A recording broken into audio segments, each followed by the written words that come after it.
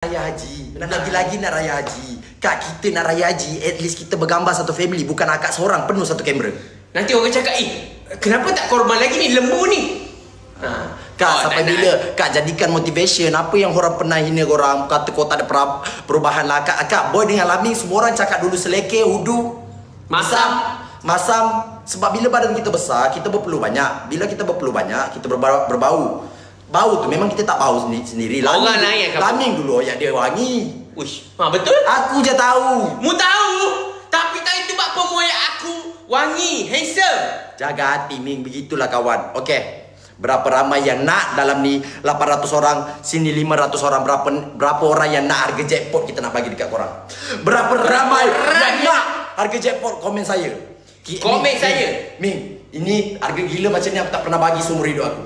Boy, mu jangan buat gila boy. Mu jangan buat gila boy. Aku tahu mu ni gila boy, tapi mu jangan buat gila boy. Saya ramai.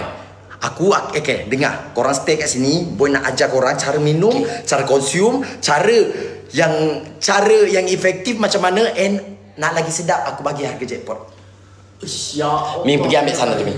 Aku nak bagi harga jackpot dekat korang, akak-akak, abang-abang yang stay dekat kita. Sebab tu orang cakap setia itu mahal. Sebab korang yang stay dari awal, boy akan guide sampai habis. Boy akan guide sampai korang boleh dapat badan macam boy, macam Laming, yang boleh guide dapat dari 100 pergi 70.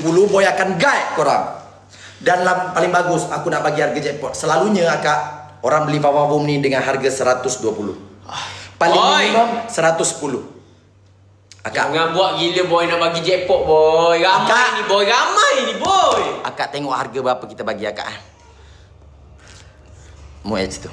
Akak tengok harga berapa kita bagi akak. Akak tengok harga berapa, try komen harga dulu. Try komen harga. Aku nak korang komen. Korang komen harga berapa kita orang bagi. Tak payah komen sold out Memang kita kosongkan produk tu sebab kita nak supaya korang komen, korang dapat harga berapa. Korang komen. Ming.